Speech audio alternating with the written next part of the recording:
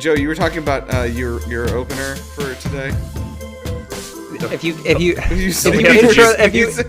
Don't we do the intro to the start podcast over. first? Start. We're gonna start over from the beginning. All right, just ready, go. Aren't you supposed to kick off the podcast? Fuck. I don't. Is it better if I like kick it off? It depends on some podcasts. They start with a cold open. Yes. And then it'll just open with a cold open, and then they'll go into like the theme song and then the intro to the podcast. That's true. Some people do that first, but a lot of them will also just say the intro first and then chat and then like go into the thing. So like, All right. Well, either way, this can be a deleted scene. I was telling Nira prior to recording that in the last year I've had this weird thing where my sneezes are edging themselves, where I don't sneeze to completion. You can't say that. I get to this point where I just sneeze and then it just like stops and it's the muscles in my chest hurt, but it won't finish the sneeze, and it's incredibly frustrating. That sounds awful. If we have any doctors who are listening, first of all, stop. There are much better things to do with your time. But write in to let us know if Joe's gonna die. So yeah, is not sneezing to completion better or worse than premature sneeze? Well, I think a good sneeze you usually want to last like somewhere in the 7 to 10 minute mark to make sure that both parties are satisfied. Okay. If you're like a 3-minute sneezer, it's a little premature. I don't think I've ever had a sneeze. Can you imagine charging up a sneeze for 10 minutes? A 10-minute sneeze. Gosh, that sounds excruciating. I think technically I have sneezing impotence, I guess is more the accurate terminology. I don't know if that's right. You're not a doctor. You're right. I am not a doctor. And none of us are doctors, right? No. We don't. I can say I am to people, but you don't have a doctorate, do you? In what context do you tell people you're a doctor? Just on the street. Oh, okay, great. Yeah. You should someone's having a heart attack on the street, and someone's like, "Is there a doctor here?" And you're like, "Oh yeah, I am." Yeah, just like planes. I'm not gonna help emergency you, situations. Yeah. Actually, this is really fun. It's not very fun, but my stepdad.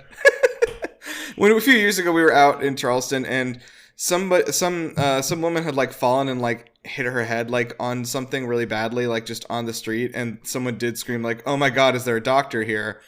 And he was like, I'm here," and he like ran over and he did actually help them and everything. He's like, "I've been waiting for that to happen for 60 years." Is your stepdad a doctor? Or he's a real doctor. Oh, okay. Okay. No, he's a real doctor. Damn it. He's not a Joe doctor. Look, you can get accredited at various online universities where you can legally say that you're a doctor. Is that real? I don't know if I believe that. Can you legally say that? I mean, legally, you can say whatever you want. Here's a PSA. No one's taking me to court.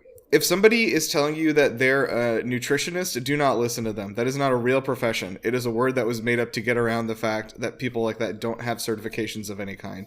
Go to a dietitian. Do not go to a nutritionist. Okay. That's my PSA. Or go to me. I'm a doctor. Or Joe is also a dietitian, I've heard. Okay, anyway, we got to get into this. So, hello, welcome. This is A Court of Bros and Broses. This is a podcast where 3 straight men are on their maiden voyage through the world of Sarah J. Maas's A Court of Thorns and Roses. And maybe we learned a little something along the way. My name's Nirav, and I am your host, as always, and I'm joined by Joe. Hi. Help me with my sneezes, please. Help me sneeze to completion. Somebody. Right. Don't come help him do that. Or at least get paid if you do. And then Patrick. Well, it's illegal if you get paid to help me sneeze to completion. If you just do it for free, then it's fine. If you do it for free and then give a donation to a charitable cause under my name. Also, you must be 18 or older to apply. Okay. Well, make sure to talking about sneezing? I don't think he is.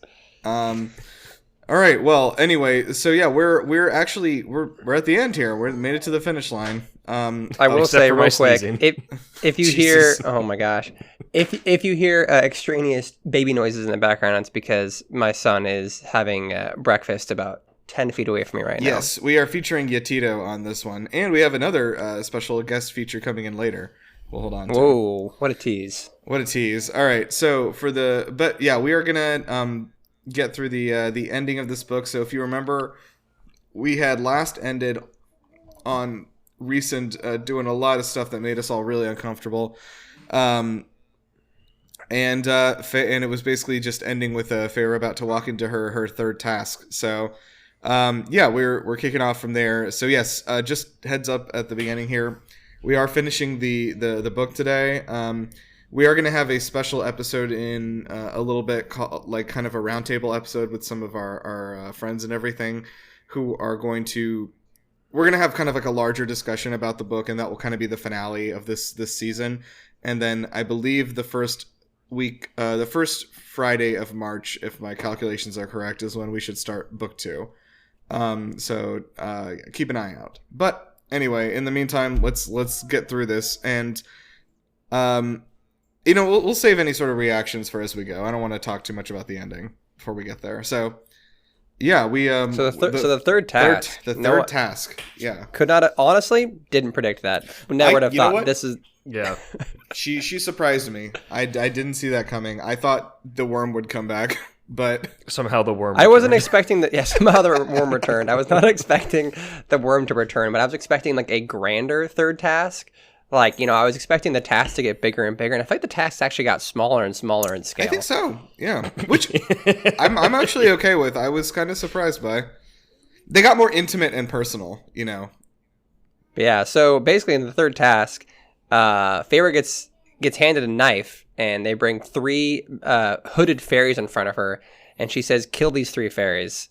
Would have been actually pretty funny if that wasn't even like the third task. She says, kill these 3 fairies. It's like, great. Thanks for doing that, Feyre. I had to take out some trash. Did she even say this is the third task at the beginning? That would be so funny. Really funny if she didn't. She just brings out these 3 hooded fairies. She's like, kill them. Feyre kills all 3 of them. She's like, oh god, I've done it. She's like, great. That was fun. Now, so the third task. Yeah. Well, I thought initially they were just hooded figures with sacks over their heads. I was like, oh, well, she has 3 living family members. This is definitely going to be her Oh my family. god, that was 100% what I thought. Like I was like, and I thought that given her problem-solving abilities, she was not going to think to take the hoods off their heads, and she was just going to stab her father 100%. That would have been so funny. No, I thought it was people from Tamlin's court. I thought it would have been like Lucian. I would have thought it was like Alice and stuff like that. Yeah, but that was it actually 2 randos. My first thought actually was that I thought it was actually going to be Alice and her like 2 sons or whatever. Oh my gosh, children. That would have been fucking insane. That would have been such a turn. That would have been awful. Yeah, I thought, I don't know. Amaranth is pretty bad, dude. I don't know what to say. She is. But also, important detail we glossed over. So when Feyre walks up to the throne, Amaranth is on the throne. She very distinctly sees Tamlin sitting next to her in his usual spot. And then, so she brings out 3 figures all hooded in front of her. Feyre's like, this sucks, but you know what? She actually has a very good thought of, which is, okay, you know what? It's for the fate of the realm. These 3 lives it's worth it for the fate of the realm and also Tamlin. So she gets the knife ready, and then it's like, nope, you got to look at their faces first. Yeah. So I actually want to say something which I thought was good here was that, like, I was sort of impressed with the emotional maturity of Feyre here to look at these people and understand that individually, like, this person is a baby. This person is loved, like, by somebody as much as I love Tamlin, like, and I am taking them away from them to get what I want. But again, like, I have to do this. This is for a greater good, for the fate of, the whole realm and everything. It's understandable, but like I appreciate that thought went through her head and she like understood the severity of what she was doing. Yeah. She reflected on that. She was basically not even basically, she was murdering people. Yeah. And then, so the first one was just a guy, and he was like saying please to her over and over again. And I wasn't clear if he was like saying please don't kill me or like please just... I got the impression that the first guy was asking her to not do it, just from how it was written. Yeah. Like, that's what my impression was as well. But then the second woman, she was like, make it short. Do it. Yeah. Kill me. Get it over with. Yeah, the second victim was very on board with the situation and was more just making peace with her gods and was like, yeah, like this just has to happen. Like I'm just this is my role to play in freeing everybody from this curse. It was kind of like, which That's I thought what was, she got this it. is a very, again, like the task got like smaller in grandeur, but this was way more interesting than I expected from the third task, to be fair. Yeah. I was actually kind of like, I think the deal with the second woman was that like she understands that like this is like she's so sick of Amarantha's shit is my guess, and just like if this is what I have to do to end her fucking reign of terror, so be it, you know. Like this will be better. But yeah, she she stabs us. Oh, so we need to say this very specifically because I missed this and I had to go back and listen to double check. But the task was not to kill these three people, it was to stab each of them in the heart. Oh, interesting. That is important for the third victim. It is important. So that was explicitly the task? That was because I listened to that and I was like, what? This is nothing. And then I went back and listened and I was like, oh man, I got. Like I wasn't listening. It was literally the thing that she says when she comes in is stab each of these people in the heart, and that's the whole task. So interesting. Yeah, which is like, okay, so she didn't actually even get commanded to kill them specifically. So it makes the whole thing kind of fold out a little bit better in the long run. I was honestly a little surprised that Pharaoh went for it and started stabbing these people. Like before, we had all kind of agreed going into this whole situation that the solution was she has to figure out the riddle finally, right? Mm-hmm. So if I figured she has to fail the third task or something like that. So she was presented with these three people, I was like, oh, she doesn't do it. Farrah's like, no, I don't want to do it. I don't want to kill these people, and this is what happens. And then she gets the knife and just does it. I was like, all right. I don't know that I blame her too much because like I can't say that like if someone had a gun to my head and said shoot this guy, I wouldn't do it. Like. No, I mean I don't blame her at all. I mean that was like the most strategically. It was for the fate of the realm, basically, right? Like she made the right call. I just wasn't expecting her to do it based on Pharaoh up to this point. But yeah, that's fair. She's grown or whatever. Or whatever indeed. Yeah. Then the third victim, that's when I expected. Honestly, that's what I was like. Okay, this has to be her dad for sure. I was like, okay, this is gonna be. I thought the it was big gonna be reveal. Lucian. Yeah, the big reveal is this gonna be somebody important where it carries emotional weight. Yeah. But I was not expecting it to be Tamlin, which is who it was ultimately under there. Which I thought for sure she talks about how obsessed she is with his big bulky build, his forearms, the bulge in his pants. I thought for sure she would have seen this, like even with the hood on, like that's clearly Tamlin. But apparently, it would have been pretty funny if she was like, then I turned to the third muscular figure with that would his be so funny, forearms. dude. Are you kidding? I know those forearms anywhere. I get it though because like. I got tricked out the same way she did, which is that like she saw Tamlin at the throne, so it just literally never crossed my mind it could be a possibility. So like so we find out that was the Adder in disguise. Have we seen the Adder do like a full body shapeshift like this before? Adders in disguise. Do we know if is it the Adder who's doing it, or was the glamour put on the Adder? Oh, you're right. That's probably by what it was. like someone else. I bet Amarantha did it. It was unclear. It was just. Yeah, I was just like, oh man, I didn't know that the Adder could like fucking transform into perfect replicas of people. But I think you're right. It was probably a glamour from one of the fairies. Anyway, regardless, they remove the third fairy's hood, and it is indeed Tamlin. And I remember actually when I got to this part, I was like, wow, I'm surprised. You got me. Yeah, I mean, I don't know why. I would be shocked if someone was like, but the third one's Tamlin. Like, there's no way. Why would you think that? All right, so now she is faced with, of course, kill Tamlin and therefore, quote unquote, free him. Which, like, fuck you. This is the best part. This is where I took notes. This actually prompted me to stop playing Balatro for a second to take notes. That's how you know that this got a rise out of me. Is where she's sitting there. Sorry, go ahead, Patrick. No, I mean, I don't understand. You go ahead, because the whole Alice thing.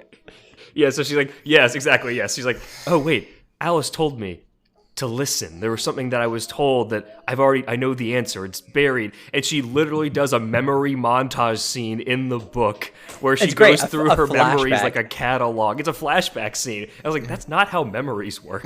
Like, this isn't like it's... Maybe she's got a fucking memory palace like Sherlock. That's what it was.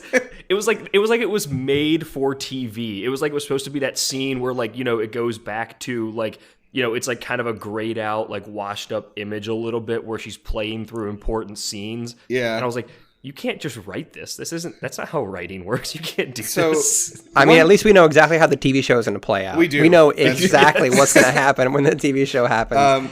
I just don't understand. The most confusing thing for me is she thinks back to Alice, and Alice tells her there's one more part of the curse that we couldn't tell you that's incredibly important. And the last part of the curse that was incredibly important is that Tamlin has a stone heart. How did anyone know that would be relevant to the, like, what am I missing here? What is the relevancy to this? In this specific scenario where Feyre has to stab Tamlin in the heart with a dagger, having a stone heart is extremely important. But otherwise, in what world is this important information that is a make or break detail that they couldn't tell her? And why couldn't they tell her he has a stone heart? I was not sure. I wonder if maybe the wording of the maybe there's, I don't know. You know what? No, I don't know. They didn't tell us at the end of the book, so I don't know. Yeah, and they never really explained the stone heart. They didn't explain why what it. I assume it's because, like, he like turned her down so many times. Like, boom, you have a stone heart. Fuck you. I mean, that makes sense to me. I assume that's probably... It makes more sense than, honestly, the rest of the curse, to be honest. But I don't know why that is the secret last thing that no one's allowed to talk about. Like, that's the Fight Club of this curse. It doesn't. I expected that last detail to be something wild and, like, it's gonna make or break the riddle, or I don't know, man. I expected it to be something crazy. Yeah, like Tamlin's hands are made of jello or whatever. And they only mentioned it twice in her entire montage. She mentioned it twice, and she was like, "Oh, Tamlin wanted me to eavesdrop on all of this," and I'm like, I don't know. Why did but Tamlin? Also, like, she even pointed out too, like, oh wait, I don't remember hearing his heartbeat when I was like when we were in bed together. Then fast forward like 3 chapters, she's like, oh, I wanted to hear his heartbeat again. I'm like, wait, you just contradicted yourself.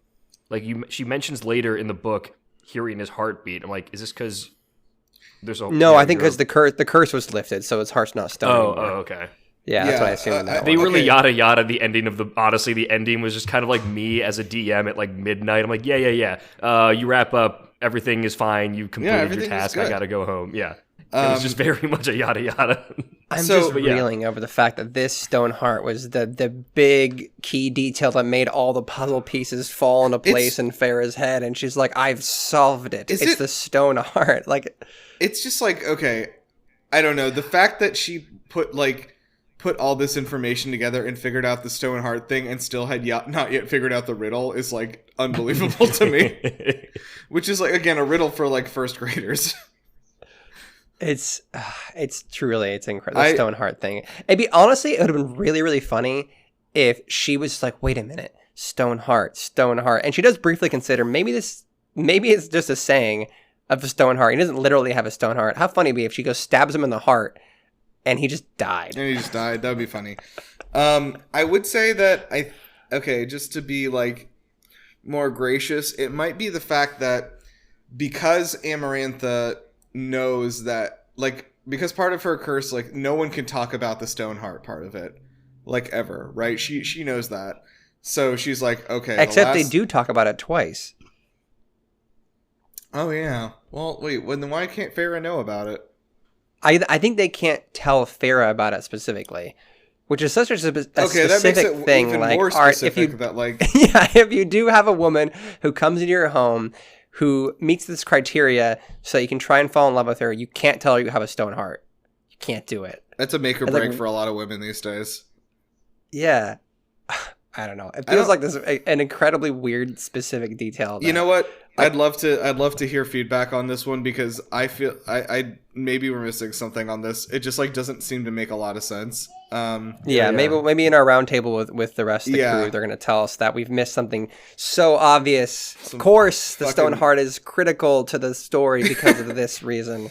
I did write down in my notes. Alexa, hold on. Alexa's in the other room looking at me doing one of those like a furrowed brow, head nod back and forth, like, no, Right. no. She's saying it's No, not it's relevant. not important. Not important. She's saying it's not relevant. All right. Well, that confirms the note I wrote. Quote, "The heart of stone is so dumb." End quote. Yeah. Yeah. That was the. Oh, also for the cohesive thought I listeners, had. for the listeners, we're doing video for the first time, not for you to see. This is for our own benefit, so we don't talk over each other. So I realized I was about to pantomime to these two what Alexa was doing. I was like, hang on, I have to describe it because this is an audio medium. That's true. One thing that I love doing on this audio medium is like talking about pictures that I'm looking at that the audience can't see. It's one of my favorite parts. Oh, it's great. It's very good. So Just yeah, like Joe's blank wall behind him. Yep, that would be one of them. Yeah. So then she. I can't believe Joe has absolutely nothing on his walls. in It's this very entire funny. Place. I live in just a blank white box. I opened his fridge and he has literally just beer in there. There was no food. No, You said there was a thing of ketchup. Oh, sorry, there was too. yogurt in there too. Excuse me. There was yogurt, chicken, and rice. Okay, I eat food. A perfect meal. Yeah.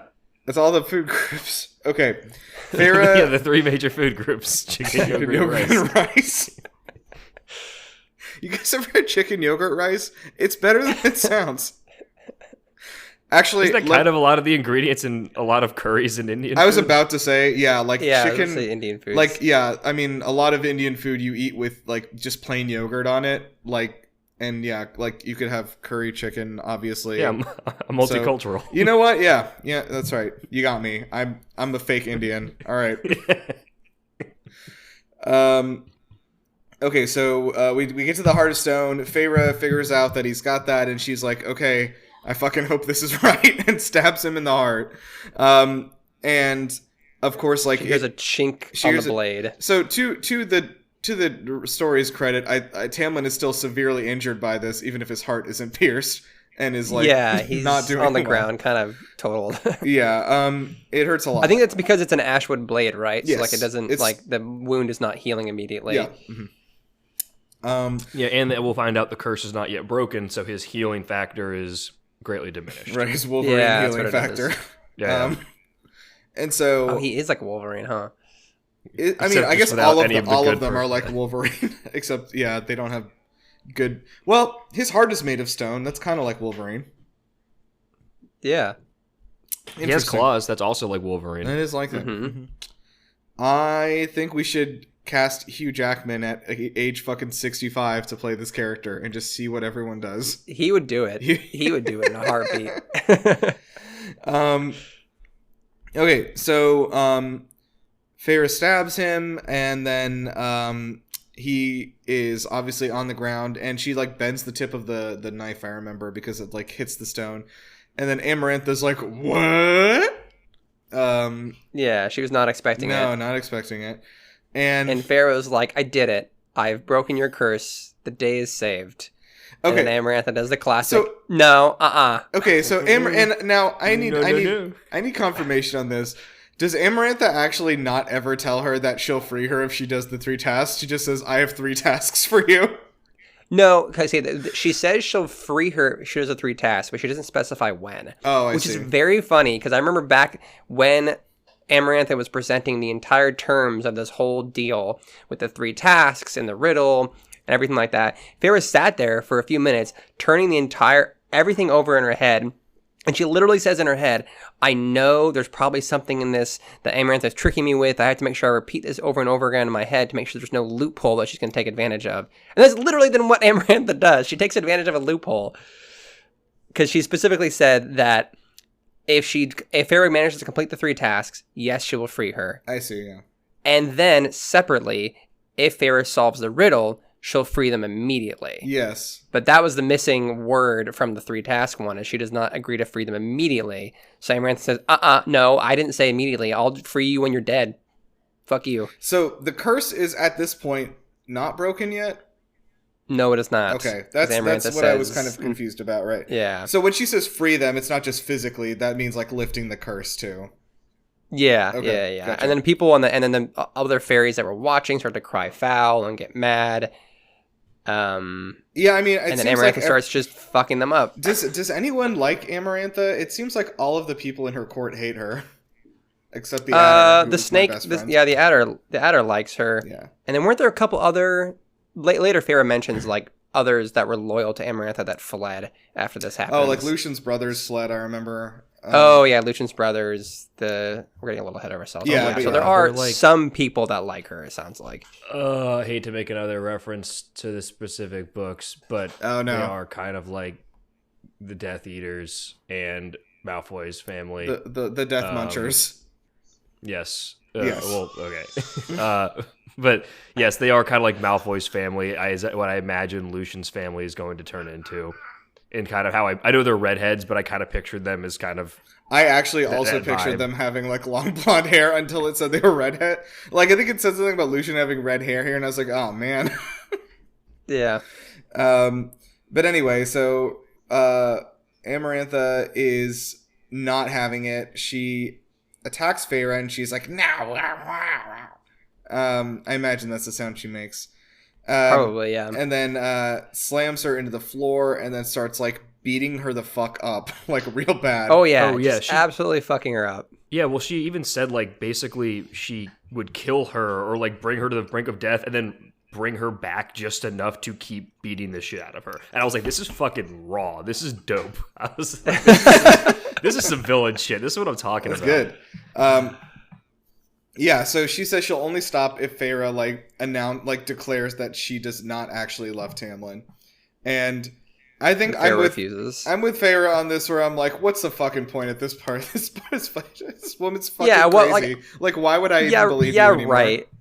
Yeah, if she said, what would make her think that if she said that Amarantha would actually stop? I don't think she would have stopped, honestly, at all. No way. Yeah. So Tamlin, like she's kind of looking at Tamlin, and Tamlin's too weak to fight back because he's still healing from the wound. So he's on the ground. And then Rhysand steps in and he's like, I will do something. And then she swats him away like a fly. I was imagining like the fucking, like he like flies in there and then she just like does the like, he's just like the backhand thing. Yeah, the backhand just like flies away. Yep. And so yeah, does he does come back and help later or no? Rhysand? He gets swatted away and then he gets up and like tries to attack her again. And then at this point Amarantha kind of turns on him, I think. Yeah, because she's like, I knew you would betray me, you little bitch. That's what she says, I think. He draws aggro. Yeah. He does. And then I've been saying this since the beginning is dying, that Rhysand right? is our tank.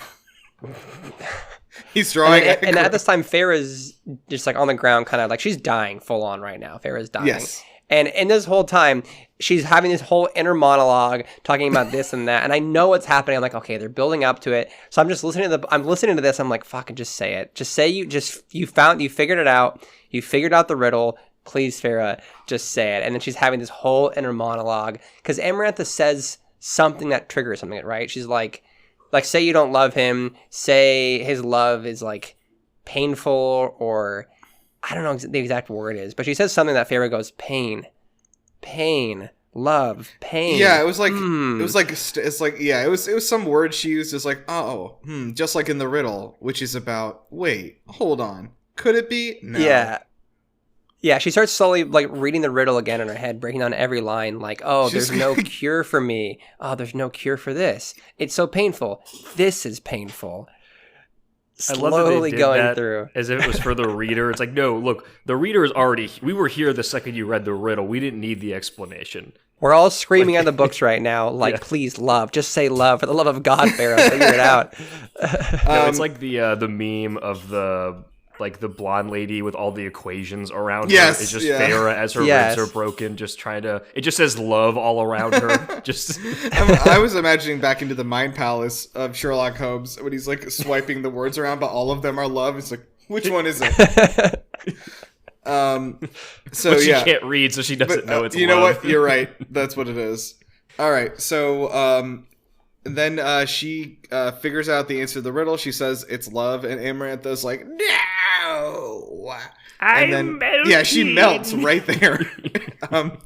And I was like literally thinking she was gonna like turn to ash or something. But no. She. Sorry, I got distracted by the baby. I have the mic set to only pick up things from one direction, but it doesn't make a difference, I don't think. It's not very. It's And that's what makes you beautiful. I think Farrah's like dies, right? Like her back breaks basically because she just gets like beaten to like complete shit. So she like fully dies. She's like on the verge verge of death. She has of an out of body experience. Right. No, she's dead. She full on dies, and for some reason, when she dies, she goes into Reason's body because of the tattoo. Yeah. And now she's watching this all from Reason's point of view.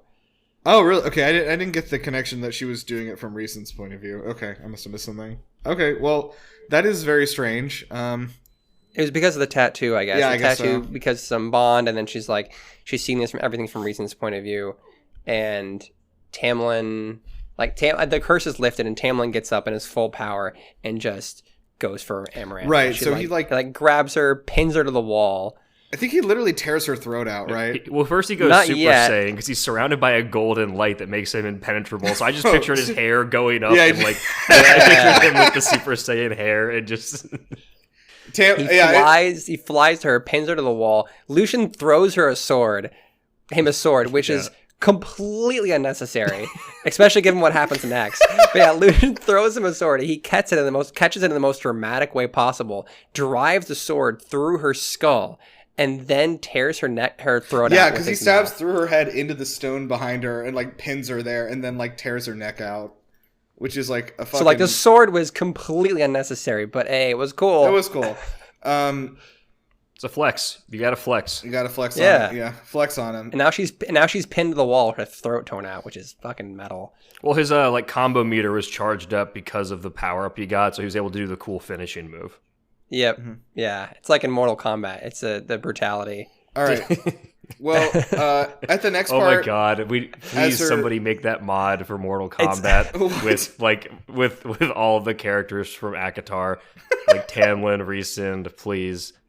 I love that his brutality in this is just a slow motion of him pinning her to the wall, and then it does this slow motion, like the X-ray zoom in thing as he tears her throat and it rips her spine or whatever. I think I don't know. Do we, before we move on, do we feel like satisfied with Amarantha's death, or should it have been like funnier? I don't know. Funnier. I thought it'd be drawn out more. Like I thought Tamlin would have like torn her up and like made her suffer more before killing her, but he just fucking kills her. I'm honestly like, it's over in a second. It's probably better that he did that because she would have found some fucking bullshit way to do something else. Did before we move on. There was a part where, like, when Lucian took his mask off, even though Farah's dead, she still takes the second to be like, "Oh, he was hot." Yeah. Wait, Lucian takes his mask off when she's like in the moment when she's dead. Oh, okay. Yeah. Okay. So then Farah kind of realizes that she's dying. Tamlin's, holding her body, and she's like watching, and then the High Lords of all the courts are here, I think. Is that correct? Like, all 7 of them? And they all come and, like, give her, like... It's like, in the Pokemon movie when, like, Ash dies and then, like, all the Pokemon cry and the tears bring him back to life. Ash dies? Do you not remember the Pokemon movie? I saw it when I was, like, dude, 7 or 8 or whatever. Ash gets turned to stone, and then he's, like, dead. Yeah. And then Pikachu starts crying, and then every Pokemon there starts crying, and all their tears come together and bring him back. And then they had Boyz II Men make a song called "If Only Tears Could Bring You Back to Me" for that movie. What? How do you not fucking remember this, dude? The 90s were amazing. Dude, I have not watched that. I watched that movie in theaters, and I got the cool Mew card, but I have not watched it since then. That's fair. Oh, little plug, if you'd like to revisit that movie, my other podcast, Gamebusters Podcast, we did go and react to that, so check that out, gamebusterspod.com. Okay, so anyway, yes, I don't know, I was reminded of that. I thought it was funny. Anyway, all the 7... This is the best part. They fucking give her the Allspark, dude. So, when... It's amazing. Maybe not... Okay, my first is that a Transformers reference? I guess yes, it is, yeah. Fucking plug the Allspark in her chest. Our second Transformers reference of the day. But what was the first one? You said somebody roll out right at the beginning. Attors in disguise. Attors in disguise. Yeah. Oh, Attors in disguise. Jesus. Okay. Anyway, so all the 7 High Lords of the courts come over, and they drop like a little sprinkle pixie dust on her, and you know what? She turns into a fairy, and I was like, wow, it took Twilight 4 books to do this, man. I didn't think about Twilight. No, dude. It was the same Twilight thing. moment. So it was the same situation-ish, because like in Twilight, the reason that Edward finally turns her into a vampire is because she's giving birth to a vampire baby that is consuming her body as she's giving birth to it, and literally breaks her spine. And so I didn't realize it was gruesome. during childbirth. It's really gruesome, dude. It's in That's vivid detail. wild. When you said, "Oh, it's a similar situation," I was like, "Oh, Bella was dying because of some fight or something like that." Nope, childbirth. Yeah, Edward did that to her. So whatever. This is what happens when you have sex. Don't ever do that. Is the lesson of that book. Don't do that. Never do that. So yeah, I was very pleased with the fact that, to your point, I was afraid this was going to be a drawn-out conflict of I'm a human, he's a High Lord, we can't be together, or like, oh, I'm going to die, all this kind of stuff. Like, before, I'm just a blip in his lifespan. I'm glad we're just like, nope, boom, you got it. I was like, oh, now cool. That's Yeah, Sarah J. Maas knows, like, this is a similar situation to her, like, when Feyre returns to her human family for, like, 15 minutes, basically, and she's like, this is boring, no one wants this, back to the fairy realm. It's the same situation where she's like, she's a fairy now, come on, this is what y'all are here for, you're here for the fairy shit. The human stuff's boring. Her name is fucking Fairy anyway, let's just cut to the chase. Yeah, let's just do it. Yeah. One thing I do want to ask is, was there any point in this book beforehand where they talked about the fact that humans could turn into fairies? Not that I know of. I think it was, okay, no, but to this point, I think it was Lucian's dad who was the first one to give her the gift. He said something like, along the lines of like, the gift, as others were given so many years ago. Or something like that. So, like, yeah, I think that is the entire explanation we are given. She's certainly not the first person to do that, but like, I don't think it was mentioned anywhere in the book. Is all. Like, I just feel like that could have been. I don't think so. I think that could have been something to sneak into the stories when she was learning about like Jurian and all that stuff. Like, oh, that's a thing that can happen, I think if it had been hinted at even a single time in the book before this, we all would have been like, so what happens at the end of this book, right? I don't think it would have mattered if we knew it was going to happen, though. I don't think it needs to be a surprise, is what I'm saying. It could have just happened. Yeah, I guess. I mean, to me, I was one of those moments where it's like, oh, fun, it's happening. Like, it's happening right now. Cool. Like, I don't know. I don't think I needed an explanation for it. No, I think I the don't need an explanation Lucian's dad gave was sufficient. It's magic. It can happen. It's magic. Dust. It's happening. Yeah. All right. Yeah, shut the fuck up. It's magic. Like, fuck you. Which is the explanation for like 90% of the shit that happens in this book. It's magic. Fucking who cares? That Whatever. does, yeah. a lot of fantasy books are like that, frankly. Yep. Unless you're Brandon Sanderson, in which Yes. case he'll use 400 pages to explain one thing that happened. Just like, God, please, Brandon. Brandon, you don't need to break this magic down to like the molecular level. Like, I need a quantum physics degree to understand what you're saying. Please, gosh, the Stormlight books are so granular in the explanation of all the magic stuff. All right, so everybody is happy that Feyre is alive and she's now a fairy. Her body like kind of changes a little bit. She said like her fingers become longer. Yeah, I was like, that's of all the changes to note. Yeah, she talks about her fingers being longer. I totally missed that. It's like, oh, fairies have longer fingers, I guess. Huh. Did they say? I how wonder much if longer? she. No, she just said. Yeah, I think she just said No, like like my fingers were longer.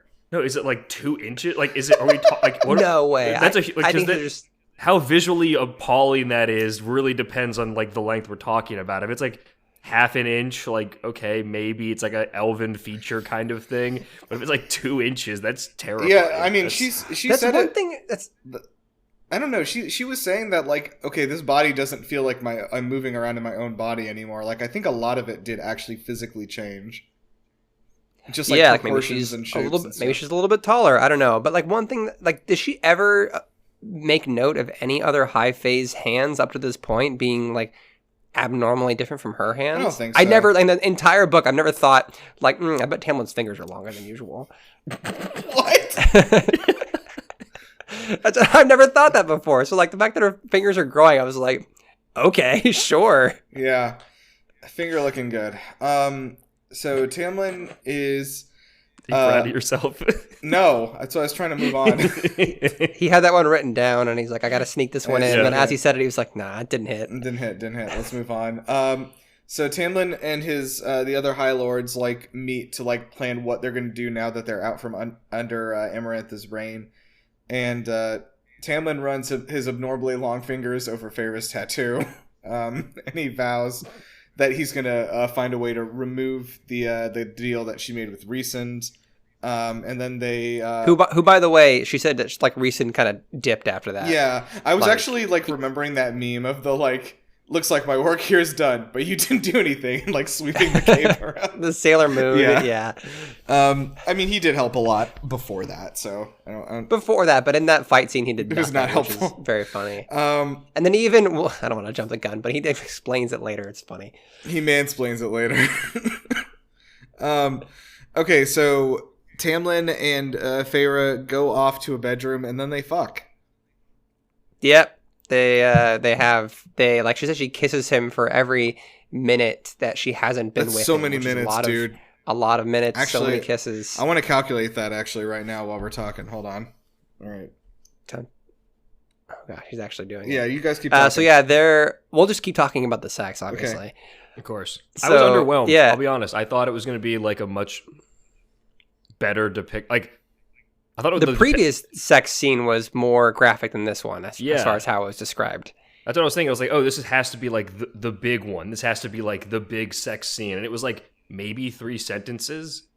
I mean, I think the last one was the big one because that was like they've been at each other's throats for so long. Now they're at each other's throats for so long. So but I was like, you have like you're a fairy now. Like you can do like really weird sex. Like let's get into it.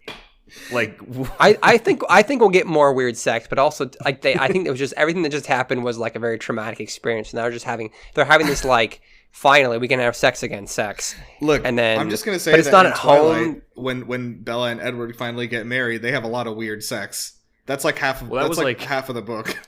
So that's the issue. Feyre and Tamlin aren't married yet, so they're saving each other. They're saving the weird sex till marriage. Is that what you're supposed to do? Okay. Also, yeah, that's what the Bible says. By the way, there are in 3 months, there's about 131,400 minutes. I may have been wrong about the minutes. No, you were right. That is what you said. Day. She said minutes. I think so. Not hours or days? Even if it was days, that's a lot of days, but I mean, you could do it. No, it's a lot of days, but it's more plausible than 140,000 kisses. Yeah. I think she gave him 130,000 kisses. That's all I'm saying. That's incredible. That sex lasted... You're wrong, Joe. That sex actually lasted months. It just... Ugh. Okay. And Tamlin was kind of just like, okay, no, this is nice, but can we actually... She's like, no. No. I have to give you 130,000 kisses, please, Tamlin. Please. I died for you. Give me this. All right. So the she wakes up and then it seems like it's been a few days at this point, and she's like healed or something, or maybe a day or something. And then she well, I think Tamlin also did use magic to help speed her healing process along. Yeah. But I mean, she's also a fairy now, right? So like she heals faster. She has the Wolverine healing factor. So Rhysand, she runs into Rhysand in the hallways, and he's like, I've come to say goodbye to you. And she's like, I still have to come see you for 1 week every month, right? And he's like, oh, I forgot about that. What the fuck are you talking about? He literally says he's like, this is goodbye. And like very dramatically says, this is goodbye. And Vera's like, I'm seeing you in like 2 weeks, dude. Maybe he's a drama queen.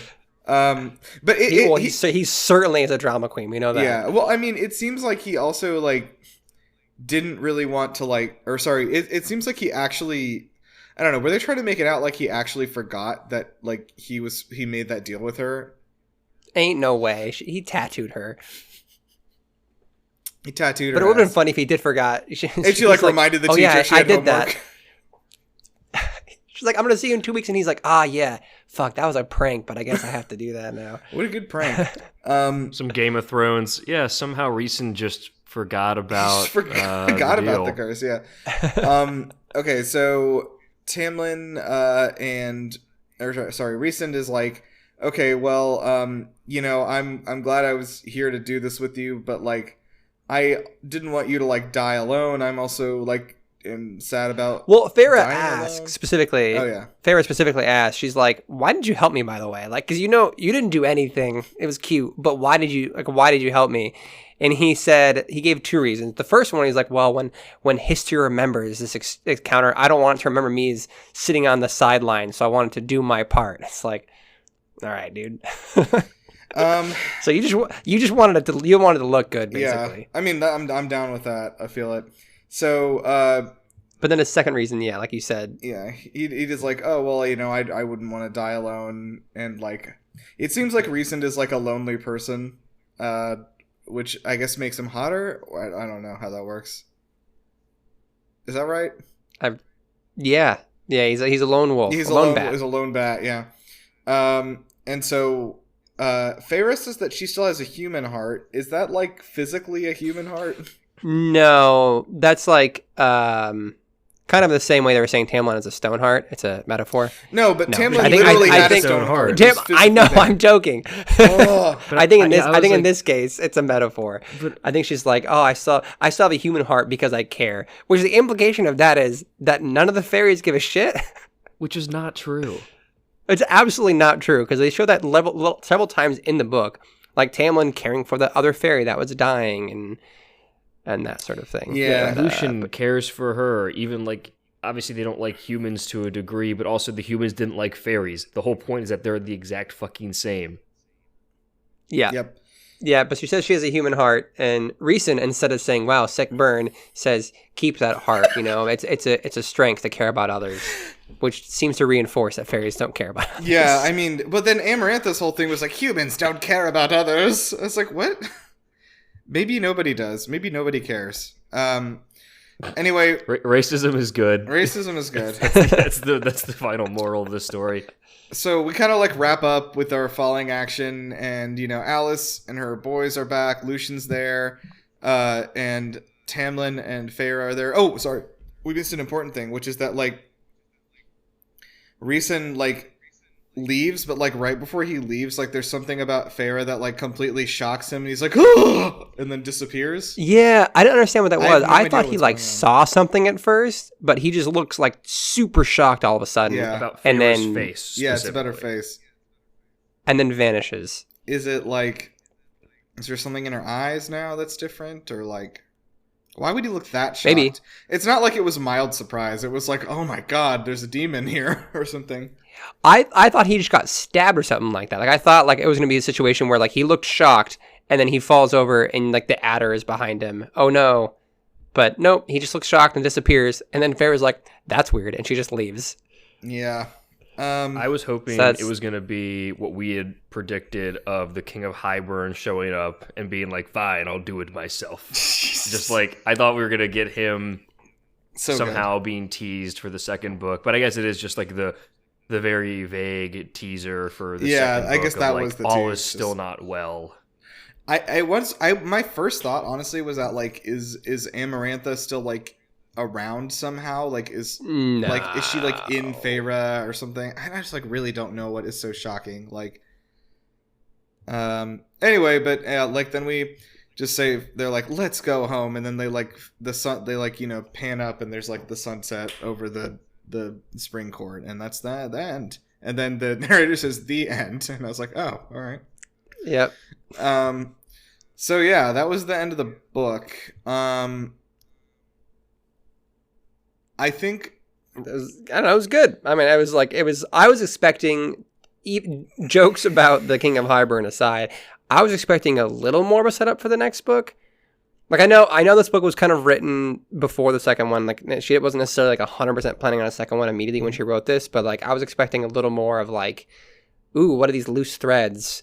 Besides that recent tease, which I guess we'll learn more about that. But well, yeah, I guess just to give my thoughts on the ending specifically, I think it was all right. I thought that the I don't know. Things got like a little. I thought there'd be more of a conflict, Yeah. right? Like, I thought like when we only had 3 chapters left, and I was like, how are we gonna have the third task and like the resolution of everything all in a short amount of time? Like I thought after the third task happened, there'd be some like big fight between Amarantha and her forces and like Tamlin but nope. Yeah, I thought like some sort of like I don't know. Maybe I thought the climax would be bigger is all. I don't know, but that's what she said. Come on. That's also what she said. Yeah. Jesus. All right. Well, we're about to enter, I think, our final task. I was gonna say I agree though with the following action just could have been the resolution could have been drawn out a little bit to just more neatly tie up and lead into, I don't know, it felt like a proper ending. It kind of did feel like hey, it's over. Cut to a month later and everything's fine is kind of what it felt like. It was like, oh well, like yeah, you could have just had all these characters. You could have been like, here's how they're all coping. I don't know. There could have been like something more to it. I mean, we got like a quick little sentence about each. Well, actually, no, I don't even think we got for everyone. Like when they got back to the spring court, that like she saw Alice and Alice's nephews all happy to be there and everything. Oh, we forgot to do. You know, one thing we forgot is when she takes Tamlin's mask off. Oh yeah. Or no, she doesn't take his mask off. She's looking down. This is a rewind, right? I forgot about this. Right when she's brought back from death, she's like still looking down, I think, and she asks like, "Is it lifted?" And Tamlin says, "See for yourself." And she looks and sees the mask on the ground, and then looks up at his face, and he is exactly as handsome as she always dreamt he would be. But yeah, so everyone's masks are off now, and mask off. Is Lucian even mentioned? Yeah, he's mentioned at the end because he calls them in for dinner, and he's like looking good. Oh, yeah. Okay. He's looking hot. All right, welcome. So we're back, guys, with part 2 of this finisher here. So we have a special guest with us today. We have the legendary Kyle. You want to introduce yourself, Kyle? Yeah. I'm Kyle, in case you don't know me, but apparently I have fans, so I feel pretty good about that. Okay. The man, the myth, the legend. Yeah. So Kyle actually, I think, is my most frequent guest from my previous podcast, the Game Busters. I think you were on like 8 or 9 different episodes, if I remember. Yeah, that's just how little of a life I have. So. Well, you do have a child now, so. Yeah. Actually, that does add a little bit of action. How old's your daughter? She is a year and 4 months. Okay, yeah. Okay, so my son turns a year old in a couple weeks. Mm. We're currently dealing with a sickness in our house right now, so it's been a lot of fun. Dude, he was in daycare for like a month, and we got sick 4 times in that month. Right. I wish I was exaggerating. It's not even an exaggeration. 4 separate times in a month. It's awful. Yeah. Well, welcome. Glad to get you into the digital world. I love those fake. I like fruits the idea of the what behind him. No, I was saying I love the fake fruits you got behind you, or something, or whatever's in those baskets there. It could be real fruits. It's just it's a bunch of like balls from a ball pit. Oh, wow. Ball pit. Yeah, nice. Okay, much less healthy than fruit. It's just some of our decor in our house now. Dude, I'm thinking about using ball pit balls to decorate my house, but I can't get Alexa to buy off on it, but I might try it now. It looks nice. Right? Yeah, I think so. All right, so my idea for this last bit here was to have, now that we have spent fucking 8 months reading this book slowly, for us to see if the 3 of us can walk you, Kyle, through the entire events of the book and see how much our fucking lizard brains can remember about what happened. Or you know what? Actually, you know what I want to hear first? I want to hear Kyle's account of the book. Yeah, actually, based on what little he's listened to the podcast. I want to hear his information, how he views the book, without us having to do the whole spiel again. I want to hear what his thoughts are. Also, I like the idea that there's at least one listener right now who's probably listening, going, "Wait a minute, Kyle's a real person? I thought that was a bit." I mean, some might say I'm a bit, so. There are worse things to be than a bit. My accounting of the book. So there's a girl, Ferret. Crushing it so far. Ferret, yeah, Ferret. No, you've got it. There you go. See, I know some stuff. She lives in a world where there's possibly fairies. Possibly, yes. Yeah. We're wrong so far. Yeah, okay. Or, by the way, we didn't tell Kyle in advance we were doing this. We're really putting Kyle on the spot. Yeah. I feel really put on the spot. Actually, right Kyle, now. how many episodes of this show did you listen to? I'm curious now. I refuse to say. Okay. That's okay. If it's only a handful of episodes, that's better, Okay. honestly. It was three. Okay. That's great. I was told I have 2 more weeks, and so I was like, I'll catch up. I'll catch up before I have to be on the show. And then Wait, Nirav, here you I said am. that you told him it'd be 2 more weeks? I didn't tell him it'd be 2 more weeks. I thought we were going to record next week during the weeknight. So at best, it's like a week earlier than you anticipated, at most. I mean, to be fair, Kyle, I also didn't know this was happening today. Yes. Nirav sprung this on Okay. us as well. All right, cool. No, we did not. You've known about this. You've known about this for so long now. I also told you like a week ago. We had a whole discussion yesterday about how Joe and I were confused about what the timing no, of I the guest didn't was. say I communicated it to you clearly. I did communicate it though. All right, Kyle, what happens after that? So there's fairies, Okay. right? She's out hunting because her lazy ass family can't do anything. That's true. Yeah, That one's I- correct. yes. I picked up on the lazy ass family pretty well. And she is hunting a deer. I think it was a deer, and there's a wolf, Yeah. and This is she good. just assumes the wolf's a fairy, obviously. Which that's what I think whenever I see a wolf too. Mhm. Yep. So, kills it. That's a bad move, I might say. Mhm. And it just starts an avalanche of events for her You're right. It to- sure does. throughout the rest of the book. Dude, I like that. That's a good back of the There you back go. of the book. Yeah. That's what I think so. Yeah. Farrah kills a wolf and it starts a whole avalanche of events. Okay, yeah. So after that, I remember that we go back to the house and she's like, she killed the wolf, and do they eat the wolf? No, she skins the wolf. She and skins does the it wolf. herself. And No, she's they like ate the wolf. superhuman strength. What? No, because she can't carry the wolf back. She's not You're strong enough right. to carry the Yes, wolf back. correct. Oh. She brings the deer back and then she skins the wolf. Also, how granular do we want to get No. with this? 'Cause No, not this This granular, could take it's this okay. this could take No, so no, long she- if we. Okay, They ate so the wolf. The 100% bullet they point, ate the the wolf. bullet point. yeah.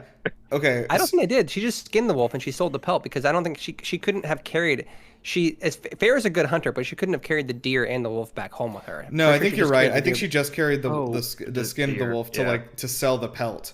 And then we meet that Yeah, you're right. that hunter lady who we never see again, right?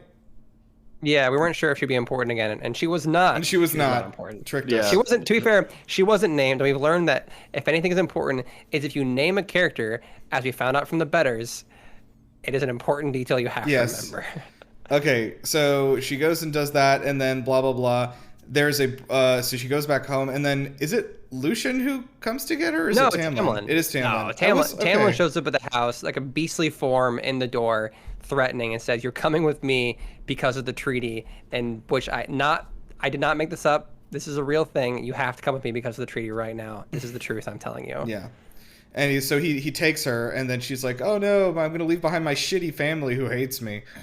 And Well, then by the way, okay, is it ever explained why she is the one that has to take care of the family and not the dad?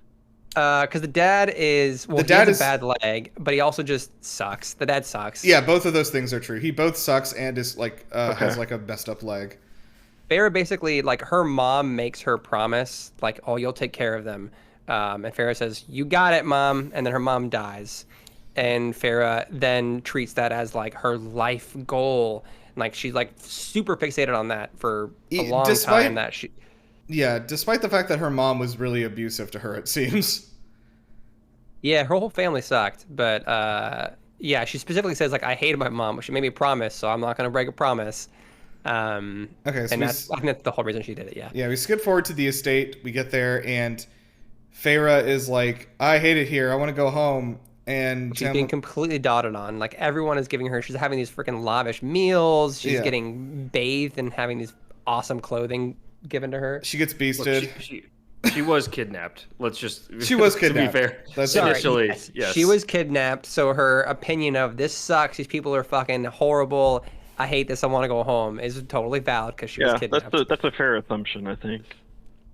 Okay, so then she there's some stuff that happens, and Tamlin is kind of being really awkward and weird because he doesn't really know how to. He's doing the beauty. Kyle, do you know Beauty and the Beast? I think I've heard of that story. Yes. Okay, have you seen the film, the Disney Yeah. movie? So that whole movie happens. Okay, so then let's skip to the Under the Mountain. That movie, yeah, basically like beat for beat. And whenever we're surprised, like, oh man, there's this plot point we didn't think would happen. If you just look at Beauty and the Beast, it's in there. It happened. Well, a lot actually happens if we just skip to Under the Mountain. There were No, things you're that right. I know. happened. I was making I a also joke. want to test and see if like we even remember what happened because I don't. Okay, there's a think that part I where she do. goes into the garden and there's like an invisible thing there, and then she's like, "Oh You no!" fast forward a little bit. But prior to that, like, there's a lot of back and forth. It doesn't seem like she's warming on Tamlin, but she does kind of seem to warm on her life there a little bit. Like, And after Lucian getting, to a degree. Yeah, she's like, Yeah. "Oh, right," because she's like, "Oh, I can fucking outsmart Lucian into letting me go," and then he's like, "I'm not gonna do that," and she's like, "Oh man." Yeah, and then she traps. What's the name of that fairy that she traps? The cereal. Cereal, yeah, the cereal, Cereal. yeah, the cereal. Yeah, she traps the cereal, and It which does- is the exposition fairy, which gives a big exposition dump, and it explains to her that you can trust, like, everything is gonna be okay if you just stay with Tamlin. Which, now that I'm thinking about it, the cereal knew about the curse for sure. Yeah, for sure. And the cereal was like, please just stay with Tamlin. That will fix everything if you stay with Tamlin. Oh, that makes sense. Yeah, no, like it was trying to like just be like, hey, fall in love. So, yeah, this is the thing, Kyle. If this curse sounds like weird, then you're right because it's very, very, very specific. The curse that has been laid upon this court and Tamlin. Yeah, and then Farrah's not really allowed to know what the curse is. Yes. She does find out at the end of the book what it is from another exposition dump from Alice, and the biggest exposition dump of all time. We're So getting, the curse is very specific, but not for fair. Which for No, her is so very the- vague. Got it. Yeah, she doesn't know what the curse. To her, she just thinks the curse is like, oh, everyone is forced to wear masks and their magic is limited. But she doesn't really understand the like clauses associated with the curse and like what the requirements are to lift the curse. yeah, it's like a fucking genie wish levels of like details there, but it's very good.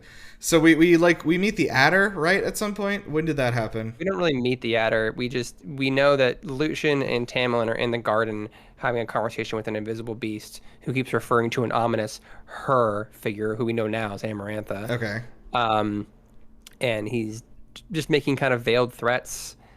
At some point in the conversation, he mentions Tamlin's Stoneheart, which is clearly an important detail that we forgot about. Right, But Kyle, we're reminded of. please make a note of this, that it is mentioned that Tamlin has a stone heart. I want Which you to ends up remember being one of the most important details in the entire book. Yeah, So this could and be Kyle, a metaphorical stone heart or an actual literal stone heart. Good question. Mm-hmm. A literal Stoneheart. his heart is literally made of stone, which is part of the curse. But we don't know that yet. Farrah does question. She does wonder, is it metaphorical or literal? And how would a stone heart pump blood? Magic. You're asking too many questions. The answer is magic. Okay, though. sorry. but I do Okay, notice sorry. you're not writing this down. Like we can't stress enough. hang on. This is Hang on. very important. Yeah, please. Stone heart. Please write this down. Important. Okay. Yep. Got it. Put a star next to that one. That one's going to be on the test. Okay. The That's 3. okay, so then we find out, like I said, we hear about Amarantha, and then the Nagas attack, right? When that happens when she goes to see the Suriel, and Tamlin. Yeah. Everything changed when the Nagas attacked. Jesus, you got to be real careful with that sentence, dude. All right, the snake people attack, and they're like, Wait, are they Tamlin also comes and snake saves people? her. The Nagas are snake people, yeah. I thought Wait, are there two separate different breeds of snake type fairies? I think there's probably a lot because there's a lot of different kinds. There's one that's a big frog, isn't there, that we talked about? Like, I mean, I don't they remember come that. in. I thought there was one that she mentioned, or that like maybe I think someone mentions it. There's like a big frog one. It doesn't matter. They come in all shapes and sizes. Only the high fae I think always look human-ish, and then like the lower fae can look like whatever, I guess. Like more beasts. Yeah. Is Alice high fae? Because she looks like a tree person. No, she's She's a normal fairy. Okay. Okay, so they get to blah blah blah. She's hanging out in the estate. Oh, isn't there a part where there's like a thing that tries to draw her out because it disguises itself as her dad? We're jumping around so much. That was like That was way earlier than anything that was we only a talked couple about. chapters after it. Yeah, A lot of stuff happens. that was the fairy that we kept pronouncing the name of wrong, and it bugged Alexa. Which one was that The one? Boge? The Boge. Yeah. It was the Boge. And Dogecoin. Boge, yeah, we all invested in Boge coin. Did any of this like when did they finally like the fairy festival, right? That's kind of the next big thing that happens, right? Was the fairy Yeah. festival before or after they had that dead fairy who showed up? Or the Oh, dying the fairy? hilarious prank from the rival school. Well, no, that was the head on the fountain. Yeah, there that's was what I'm like the talking about. actual fairy with wings who like Tamlin like stumbles to the front door in the middle of the night carrying a bleeding out right. fairy who was I like completely screaming. forgot. And Tamlin is trying to save this fairy's life, and Feyre involves herself just to like be there as a presence. And I think this is like a first moment where Tamlin sees Feyre being like caring in some way, Yeah. and she's there like holding this fairy's hand as it is dying an excruciating death because its wings have been torn off. So that was kind of a key moment. And then and there's the fire festival. Right, the fire. So Kyle, the fire festival happens. What do you know about that? Like the real fire festival? Yeah, what do you know about the real fire festival? Oh, okay. So that was, like a music festival that was supposed to happen in the Bahamas, It's one of those, yeah. correct? Some Um, location. And it was pretty much all just a scam to try to make money. They didn't really set it up as correctly at all. I think none There of the were no art. bathrooms. Yeah, none of the artists There were showed no up. bathrooms. Yeah. Uh, Accommodations weren't set up correctly. Literally nothing was set up correctly, and all these people showed up expecting this great festival. all right, so imagine that, but for fairies. Okay. And also nothing like that. And also, But Ja Rule completely different. was there though. Ja Rule was in at this one though. Yeah. Yeah, Okay, so there's okay, cool. some fairy festival that like it's like a I don't know, some huge party that happens every some amount of time. And Tamlin very explicitly tells Feyre, do not go to this. Whatever you do not go to this this festival. And Feyre says, fuck you, you're not my dad. And she goes anyways. She does say that. That's weird. She does say that. That's a weird yeah. thing to say. And she goes there, and that's when we get that's where we meet Rhysand for the first time. Yeah. Who, spoilers, ends up being a reoccurring character later in the book. And And is who described went as the hottest guy. The to hottest guy who's ever exist. lived. Yeah, Yeah, she describes him like she's thirsting after this dude that she's never met before, doesn't know his name yet, and is just describing him as insanely hot. And he kind of helps her out at this festival, to his credit. And then he's like, "Hey, you shouldn't be here." And she's like, "Yeah, that's true." So wait, what happens? What the fuck happens after that? Well, the fire festival. What the fire festival was Oh, in this right. book was actually just a big like An orgy. fuck ceremony. Yeah, it was an orgy. But like it was. Think about like old pagan ceremonies of like you fuck for nature is basically what it is. I have a bumper sticker that says "I Yeah. fuck for nature." Yeah, and like Tamlin has to, as the God, what were they? The spring court? I already forgot what Spring court they court. were. Spring court, yeah. I also forgot which court they were. So he has to he has to like fuck whoever, I don't know, whatever. Somebody has to fuck him, so that he can restore power to nature. And he takes like a bunch of like coke or something to do it really well. Yeah, And he- that's normal basically the Wednesday fire night. festival. he turns into some like rabid sex beast. Yeah. And Yeah. at the end of the festival, so Feyre pops into the festival, realizes it was a mistake, and dips. And then when Tamlin gets back, he like finds her, like holds her against the wall, and he's like, "I smelled you at the festival," and it gets pretty inappropriate and kind of uncomfortable. And then she kind of like slaps him, and they don't talk for a couple days. Or he So like no, he Just a bites couple her day neck. cold shoulder He- situation. yeah, I think Yeah. so. So He Kyle, bites her neck and then gives her a bruise on the neck, and then and then Tamlin is extremely unapologetic about it. Instead of apologizing for it, he's like, "Well, you should have been out. You shouldn't have been out there. You shouldn't have." you should have listened to me like I told you to do. He doesn't apologize for getting a little rapey. Yeah, But in this case, this was the one where it was presented as more the like the fantasy where the character was okay with it. This was the one where it was not like it was bordering on problematic, but Farrah was into it. Versus the later scenario where it is very much less okay. Yeah. I can't believe we're having to differentiate between two rapey scenarios in this one book. If you had to rank them, I don't want to do that. I mean, I wouldn't say she was 100% okay with this because she did slap him and like. No, yeah, she was. No. She was still like not. Well, she specifically was like, no, not like this. Like you're not yourself, like kind of thing. Yeah. But it didn't seem like she wasn't like 100% into him yet in the book, right? Like she was definitely like more interested in him and like sexually vibing with him, but she still wasn't like 100% jazzed on this guy, and this kind of was like a bit of a setback. And I don't remember what happened after this, because they do fall in love. What happened? There's like some flirting. Do we start getting more flirting back and forth at this point? I don't remember how it progressed. There was a period of like 3 months or something where they did eventually like fall in love and were flirting more, and then it culminated in them at like some lakeside. What was like the Lake of Dreams? Yeah, they were in a meadow at a lake or something, and then they kissed there.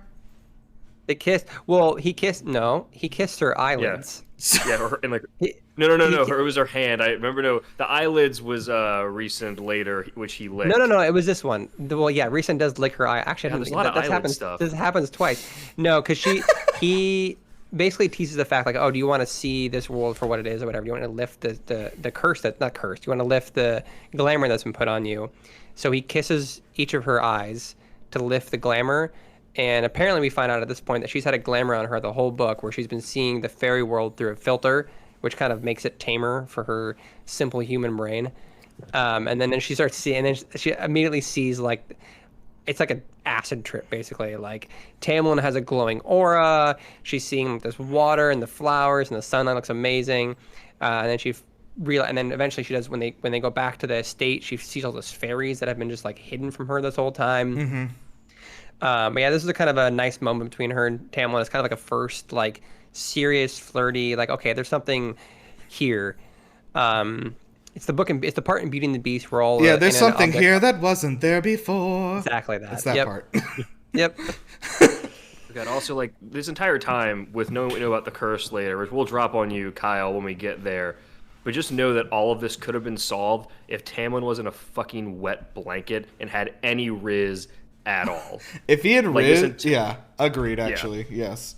Like Rhysand, honestly, if Rhysand had this curse on him, this would have been like, it would have been lifted 100 years ago. Yeah, it would have been way faster. I mean, despite the dodgy stuff Rhysand does, Rhysand is an extremely charismatic guy who is obviously also hotter than Tamlin, I think. I'm led to believe that. I know that just from the name. Yeah, absolutely. Rhysand. What doesn't say hot guy like Rhysand? Right. I think the fans call him Rhys a lot. I've seen. I don't know if he goes by that in the books. Well, that's worse. No, that's worse. That sounds like kind of a frat guy name. Although, what about Rhys Darby? I like Rhys Darby. Rhys Darby's delightful. Okay. All right. So then after that, does anything important happen until Rhysand shows up again? They have their. Yes, because they have another festival, which is it's a party of just. This is a regular dance without an orgy. This is a regular party. Yeah, a regular chill party where Lucian's like, "Don't drink the wine," and Farrah says, "I'm drinking this fucking wine," and she gets so sloshed. She gets blasted, dude. It's fairy wine. Yeah, it's fairy wine, which apparently is different from human wine, obviously. Mm-hmm. And then she starts just dancing, and she's having the time of her life. This is probably like the peak. This is probably Farrah's happiest moment in the book, until maybe the ending. But she's like, wine totally was like, it was like MDMA is basically what the wine was. Yeah. Like she's drinking like straight LSD. Yeah, like of course you're gonna have the happiest time ever because like you're just tripping. She's living though, and like Lucian's kind of worrying and fretting about her, and Tamlin's like, nah, let her dance, let her have a good time. And then Tamlin plays a mean fiddle, Yeah, he does The Devil Went Down to Georgia. I think he plays the whole Yep. song on the fiddle. Plays the entire song, and it's described in text, which if you can imagine, It was really it doesn't. something. It's really weird. Um, okay, so the what's the last thing that happened? So yeah, after this party, when they kind of realize that, did they have sex this night? Or I think so. No, it's after the party, right? No, it's the night after the party. It's the night after the party. Mm-mm. Yeah, she The was night after sober. the party, everyone's sober. They have sex. They have the sex. And they have the sex, and as she's like falling asleep after like extremely graphic, actually not extremely graphic, but it is a very well described sex scene. I don't know about graphic. It's thoroughly- or extremely well described. But I mean, Yeah. it is described in that it's not like the end of the book. That sex scene is a few sentences. This sex scene was like a couple pages, right? Yeah, I think so. It was like at least actually, a page. it was more erotic. Yeah, I do remember it now. Yeah, I it was enjoyed it. I described thought it was a good description. in more detail than other ones. I mean, granted, I've never read a sex scene in a book before, so to me, I'm like, this is a described sex scene. Yeah, that was sort of new I to was me. able to, I was able to follow along and enjoy it. So, yeah, you're able to Yep. keep up with the storytelling. Okay, so but recent- she's falling asleep, and as she's falling asleep, she swears she hears Tamlin say, "I love you," and she's like, "No." He probably didn't say yeah, this. that couldn't have been real, and I would never say that back, especially today when it's very important that I do. Yep. Okay, so then Reeson shows up at the court again, and he's like, I'm gonna why is he there again? I forgot. to be a stinker. Yeah. He comes in and he's like, ain't I a stinker? He looks right at the camera. He does like a Wario smile. He played a funny prank where he left a head of a fairy on their fountain. Mm-hmm. Like just so that was, and then this is a few days. This is a few days after that. Yeah. And so he's And like, he just walks in. He's just checking in, I think, because he's Amarantha's spy at this point. hey guys, just checking in, see if you need anything, some snacks, some condoms. Also, This here's is the head of a Mean another Girls fairy. reference. All right, whatever. Yeah, so he's working for Mom. Amarantha, who is the bad guy of this first book. And she's like this really powerful queen fairy that has She's basically She's the Darth Maul character. she's Darth. I guess she's Darth Maul because she does die in this one. So, Okay. Oh, spoilers! Alert. We haven't- yeah, I'm sorry. Okay, so yeah, sorry. Spoilers for Star Wars Episode 1: The Phantom Menace. Excuse No, I me. meant this book. We got to lead Kyle there. We're trying to. We got to bring it. We got to lead Kyle Okay. there naturally. Oh, Okay, so Reeson is working for Amarantha, but it seems like not like because he likes her. It's kind of against his will. And we'll find out why later. Anyway, he shows up and we he's don't like, really know that in this scene. In this scene, he's very like unequivocally like reporting to Amarantha. well, I he's- think he he's gave her off guy. he gave off a hint that like he was like not super excited about something, but I don't remember. I think he likes torturing Tamlin. He doesn't like working for Amarantha, basically. Yeah. And so so it's like a I'm totally not a spy wink type of situation. not yet, but later that will happen. Okay. I think Reeson literally does wink at her during one of those tasks, right? Probably. I think that actually does happen later. Anyway, Oh god, there's another. I'll make another Harry Potter reference when we get there. oh god, we can't. Not We here. can't. Okay, so the Reeson is like he sees Feyre there. He finds out she's there. He's like, "Oh, you're hiding a little human girl here, huh? Huh? How about that?" And then he like reaches inside of her mind with his magic and like starts like clawing at her mind. And he's like, "Oh, I could kill you. I could kill you in a second if I wanted with my abnormally long astral fingers, and I could get in there and just sort of, Ooh. yeah, right." So he's got sort of like a mage hand thing going on, I guess. Yep. And then Tamlin's like, no, we'll do whatever you want. I'm a wet blanket. And then he he I'm kneels- so scared. He kneels before Reeson and begs him to not tell Amarantha that Feyre's there. And then Reeson asks for Feyre's name, and then she gives him a fake name. But instead of a totally made up name, she gives him a very specific name of a girl who lives in her village. right. Yes. Surely this won't come back to haunt her. Absolutely not. So he's like, yeah, like, who are you? And she says her name is Claire Better, because that is the name of a real person she knows. And she's like, they'll never follow up on this. And so, of course, like 3 days later, Well, no, it's like. Oh, it's you're like a right. We couple find days- out later. Basically, right after the recent thing happens, Tamlin's like, "You have to go home. This isn't safe for you here anymore. You have to go home. And also, I love you." And she looks at him and thinks in her head, "I love this guy, but I'm not gonna say it. I don't want to say it right now. Nah. I love him, but I won't. I just won't say it right now, and I'll think it. I'll think it at him. And Her justification being like, I'm not gonna. This has gotten serious. I'm not gonna burden him with knowing that I feel that way. It's kind of explained more naturally, and there is some it reasoning makes to sense her in the not doing that. context. Yes, but then it makes you very frustrated when you learn It's a what's very going huge on. mistake, and it leads to the entire rest of the book happening. Right. So then Feyre goes home, and so Kyle, you remember that Feyre, like her family, was living in like a shack, and they were living on scraps. But she comes back Scraps home. and a wolf pelt. Yeah. Yes, and they're living in a mansion now. They're all rich. They're all rich, and then they find out that some random stranger showed up at some point and was like, "Here's a lot of money," and none of them questioned it. They're like, "Cool, we're rich now." Well, actually, what happened was they got a mysterious tip to invest in Trump coin, and it went to the moon, and they cashed out early and did a nice pump and dump. Yeah, and they- Feyre made the mistake of investing in Melania coin, and that not doing so well. So it had she that is with her human pesky, family. responsible daughter had to get kidnapped, and then everything went well for the lazy pieces of shit. Got it. Yeah, That- basically. that is what it was, basically we found out true. that Tamlin shows up disguised, or someone on behalf of Tamlin shows up and just gives them a lot of money to make sure her family's taken care of, so that Feyre wouldn't worry about them. And then Feyre's with her human family for like 2 days. Yeah. She's there for like literally after 2 days. She's like, "No, this sucks actually," and because Sarah J. Maas is like, "No one cares about this. This is stupid. Let's go back to the Feyre So world." she does tell then- her oldest sister Nesta everything that's happened, though. Yeah, and Nesta, who was the shittiest, The sister shittiest in of the beginning, sisters. Of the shittiest of the two stepsisters. sisters. She's like, "Actually, I do care in my own weird, fucked up way where I won't tell you I care, but she cares." Like, Nesta cares even if she's kind of a jerk about it. And then Feyre dips. Well, Feyre tells her family, like, "Hey, this is what's been happening. I've been at a fairy's house this whole time. Bye." Yeah, she jumps on a horse and she's like, "I'm going back."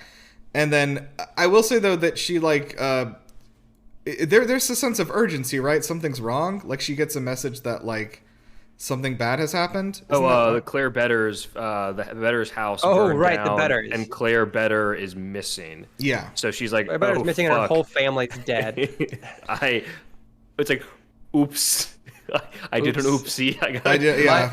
I've made a huge my mistake. bad. Yeah. So Feyre like rides north, and then she makes it up to the spring court and finds the whole thing has been like ransacked. All the plants are dying, and the only person left there is Alice. And she is like, "Oh, Feyre, come over here. Let me tell you something. Let me tell you a bunch of somethings." And so Alice spends an entire chapter just exposition dumping basically the last 1,000 years of fairy history in reference to She this describes court. the curse in detail, and basically there was a big war a while ago, and the humans betrayed Amarantha, and Amarantha says, "Fuck humans forever, I want to kill them all." And then Amarantha, basically she tricks all the High Lords into a curse where she takes all their power, so she holds all their power, so all the High Lords are beholden to her. And Behelden? Tamlin specifically... Whatever. What? You said behelden. Isn't that like a Behelden word? Ring. Is it? Yeah. Played Behelden. Yeah, Behelden, Yeah, Ring is a Behelden great Ring? game. Yeah. Behelden Ring is great. Have you not played Behelden Ring? I think I Yeah, missed so that one. they're all like they sworn to her because she has their power. And then Tamlin's curse is very incredibly specific, where he has 50 years. How long does he have? It's been 49 it years. was 49 years. It was 7 sets of 7 years. Yes, it was a classic like fairy tale. Just like Yeah. you have to say it in the weirdest way possible and be uber specific. Yeah. Yeah, he has 49 years to get a human woman who has so much hatred in her heart for fairies that she would kill another fairy and just for funsies, get that human to fall in love with him and specifically say the words out loud, "I love you," But without her and knowing the any of curse- this.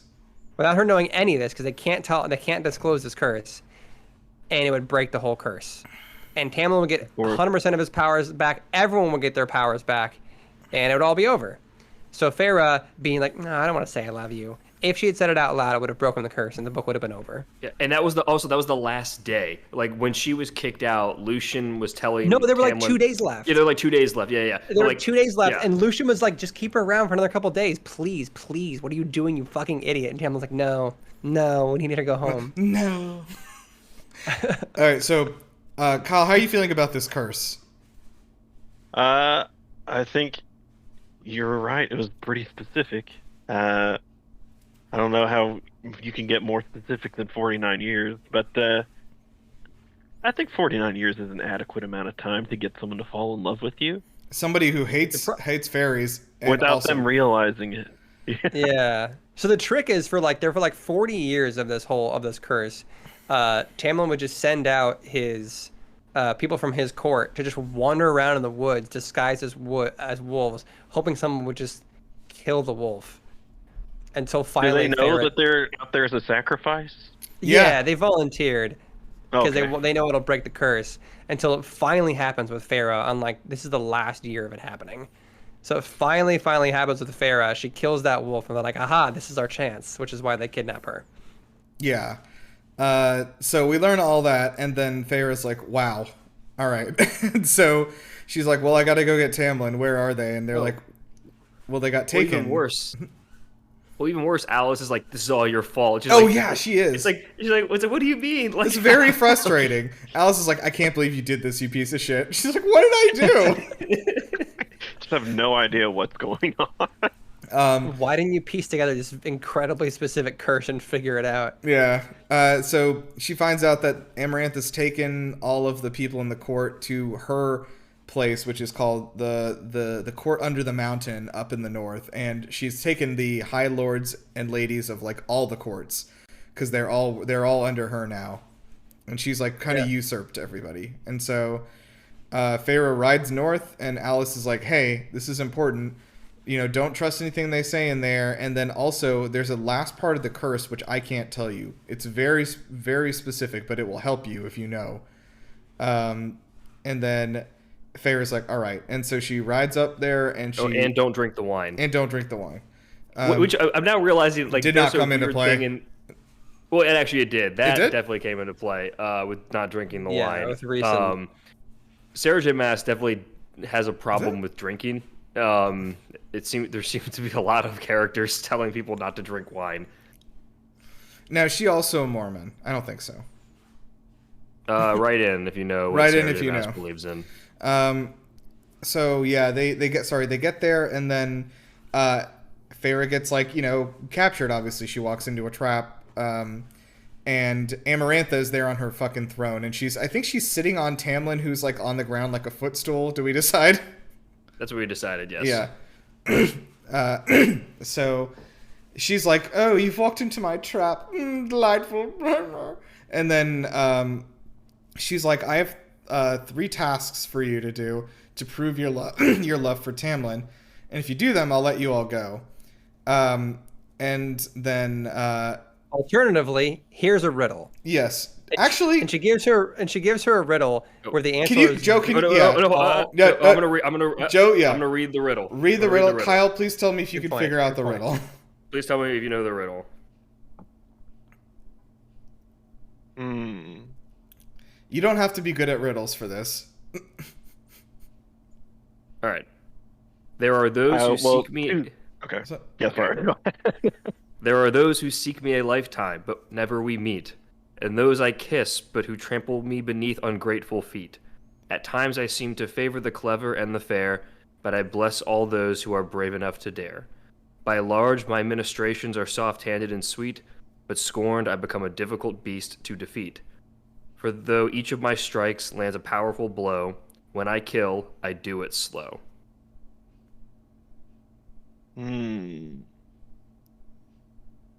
The first thing popping into my head is just love. Yes, you got it. We have a winner! Okay. nailed it. So Kyle Farah solved Farah it. spends 3 I was about months. to just log off. Feyre spends 3 months meditating on that and does not figure it out. No, her first thought is, It's like it's like a venomous disease? snake. Is it poison? It's probably poison. Well, to be fair, it did take me about 5 seconds, I think. Yeah. So Yep. 5 Same seconds, for all 3 of months, us. almost the same. You got it. Okay, so anyway, she gives her that riddle, and then she's like, "You'll never solve this, you piece of shit." And Feyre's like, "You're she's right." like, And she says, if you solve the riddle, the spell will be broken immediately. And, gosh, how funny would it have been if in that moment Feyre's like, it's love. It's love? Amarantha's like, fuck. Ah, fuck! I should have done a different one. oh yeah, also Farrah's illiterate. Just That's an important thing. She cannot read. Actually, yeah. that's important. She cannot read. Yep. Oh, okay. So then over the next few months, Farah is treated very poorly, and she has to go through 3 tasks. The first of which is she has to fight the worm from Dune. Basically. Yeah, I mean that's. And then during this time as well, Rhysand is popping in and out of her cell occasionally, being like, "Yo, what up? It's me, your boy Rhysand."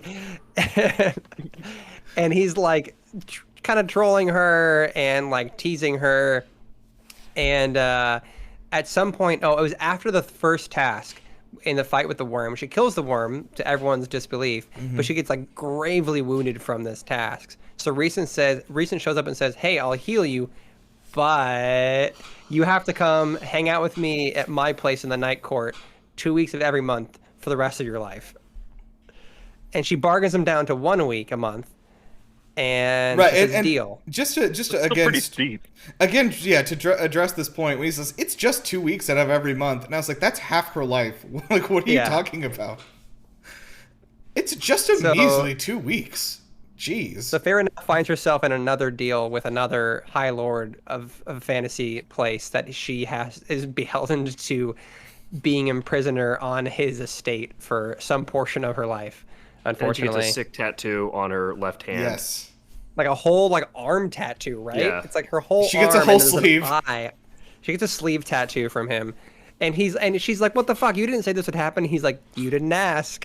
Which Like, she right. did. She explicitly asked. I remember that. I was like, no, she asked. Like, fuck you. She asked what the terms of the agreement were in Rhysand's being all these fairies are little snakes. They twist words and Yeah. Sarah J. Maas definitely had a bad experience with a lawyer and has made every character basically a lawyer. Yeah. So then she goes to the second task, which is that there's another riddle. the However, reading test. Huh? It's a reading test. It's a reading test, yeah. So there's another riddle. No. It's like a logic puzzle more than a riddle, I think. But it's written on the wall of a cave, so she cannot read the riddle. And so it's definitely the funniest chapter of the book. She's like, grasshopper. She a person who cannot read is trying to describe the riddle out loud. So we as the audience don't even know the riddle. We don't even know what it is. No, at a certain point, this is when she finds out she has like an empathetic connection to Rhysand in her mind, and Rhysand basically just tells her which lever to push, so she pulls the lever, and that's it. So She wins the task. well, that task was also like there was like a big iron grate dropping on her that was like super heated that was gonna crush her and burn her if she didn't get it right or whatever. So she just is. It takes like a full like 30 pages to describe this 1 minute of her trying to figure out which lever to pull. Then, also following the tattoo and the like soul binding with Rhysand, and then following the second task, every night Rhysand, so this is when it starts getting a little creepy, Rhysand makes Farah dress super sexy, and he goes to a party every night with all the fairies with her as arm candy, makes her drink wine and dance all sexy on him. Right. Every night.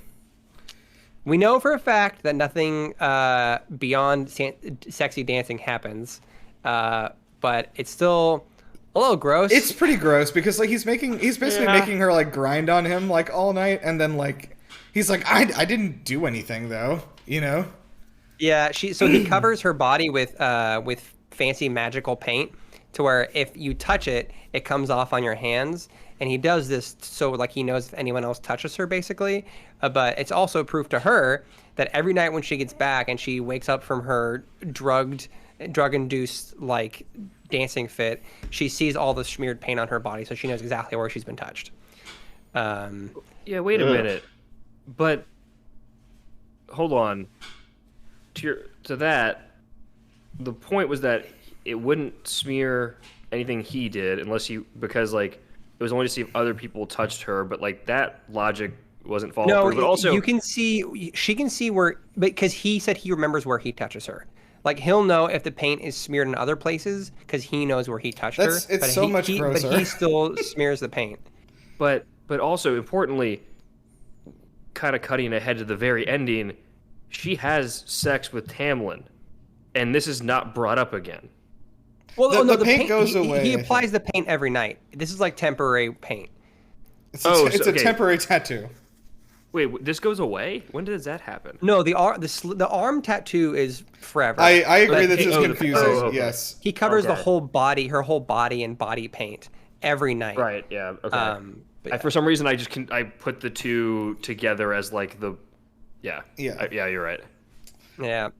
Okay. But like, thank God we stopped that. I'm glad that like that is done. We don't need to carry that to book 2. I don't. So we do know for sure because of the paint that he never touched her in other regions, which I guess is some sort of silver lining, but it's still pretty gross, right? Yeah. It's pretty gross. It was just legally sexual assault. It wasn't. Yeah. Yeah. Maybe not in some states. It was just legally what Trump did. Yeah. Yeah. If this were an actual like above the board workplace, Reeson would have been fired. That is so grounds for getting fired. Yeah. Where's the oversight here? Where is Fairy HR like during this whole thing? Yeah, for real. The fucking Fairy resources. The Attors is the head of HR. That makes sense. Okay, so then we go to the next night. There's like a whole thing that happens where Reeson is like, he says some really gross stuff. I don't know if we need to get into again, but it's just bad. It's bad anyway. Reeson basically, this is right before the third task. Reeson says basically, you should be. The only reason I didn't go further with you is because I didn't want Tamlin to get mad at me. Yeah, he's like, I could have done whatever I wanted with you, and then that would have been fun. But I didn't, because I'm a good guy. I didn't. Mm-hmm. I didn't, so therefore, I'm great. Yeah. And he gives himself a medal. Like, yeah, and Feyre's like, hey, you're right. Like, it's portrayed like, yeah, that logic makes sense. It's like, what are you talking about? What the fuck are we doing? And this is one of the key things I'm excited to talk to the girls about. Because I think, granted, they've already read the other book, so their context is way different from ours. But to the three of us, we're like, that's fucking weird, right? And then, but like to everyone else, bad like, and nah, gross. Yeah, it's fine. Okay, Kyle, what's your read on that, Kyle? It's pretty weird. Yeah. It's pretty weird. I just like, okay, look, we get into. I don't know how I'm supposed to be feeling about some of the themes in this book. Yeah, to be fair, you're getting our filtered views of the book, so we're already having these we're skeptical of the themes in this book, so you're getting our very colored opinions of this book. See, which doesn't help you develop your own opinions, but yeah. All right, so we get to the last task. This is the end of the book here.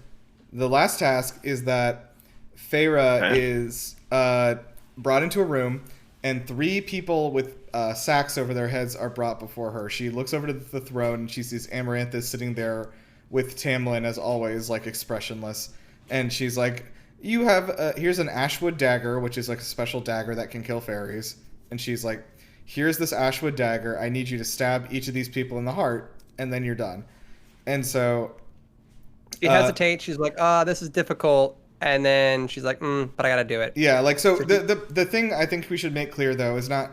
She's being a little less selfish than you might think, because, like, her doing this task is a way for Tamlin to get his power back so that he can dethrone and kill Amarantha and free the land from her, like, fucking evil reign. So, like, there is a greater good. 2 lives, three lives is the drop in the bucket. Yes, yeah. Which I think is, like, fair logic. But she does go... Fair.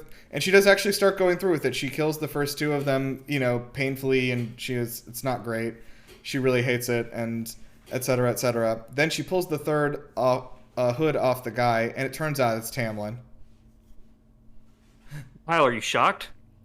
You don't look very shocked. I'm not shocked. He's not You're shocked. not shocked? We were all shocked. And Kyle, I'd like for you to take a peek at your notes you wrote down earlier regarding Does anything come to mind? I started looking at it the second that you said something about stabbing people in the heart. Yeah. Ah, yes, you're smart. I'm starting to feel like the stone heart might not be metaphorical. But y'all did tell me to asterisk this one note, so I am kind of biased to think about this stone heart. That is true. Unfortunately, we were not given that benefit while reading the book. Mm-mm. You mean it wasn't asterisked in the book whenever y'all read that? It did not have a Take note footnote. of this. So, yeah, she, there's a whole bunch of stuff going through her head, blah, blah, blah, but she realizes... But for our benefit, Farah does have a flashback sequence right now in the book. She stops and she does a thing where she looks into the camera and she goes, and her eyes get really big, and then it's a flashback of every mention of the stone heart through the entirety of the book. Uh-huh. And then she's like, oh man, I hope it's really literal, and then she does stab him in the heart. And of course, it is made of stone, so the knife doesn't pierce it, and he's like kind of wounded a little, but not dead. And then they're like, "All right, we did the tasks, right? We did all the tasks." And Amarantha is like, "Well, I said I would free you, but I didn't say when, so I'll just wait until after you're dead to free you." And everyone's like, "I guess so." Everyone in the court is like, "Fuck this, dude. We came here for a show. You're not being fair." And then Amarantha starts beating the absolute shit out of Farah. She literally to the point that she actually snaps her back and she kills her. Yeah, Farah dies. And then Farah has an out-of-body experience where she's now witnessing... Well, hold on. Right before she dies, she figures out the riddle finally. Oh, yeah. Sorry. Because she's like, I'm getting beaten into the ground, just like love does to you. Wait. It's like... And literally her dying breath is love. The answer to the riddle is love. And then she dies. Yes. And then she's witnessing the rest of the events through Rhysand's eyes because of her tattoo, which gives her special connection to Rhysand. It's never really explained. Magic, it's fine.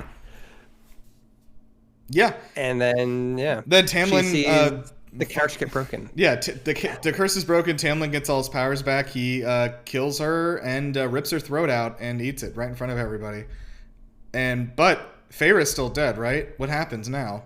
Actually, hold on. Wait, Kyle, have you seen the Pokemon movie? Wait, which one? The first one. The first one. Oh, yeah.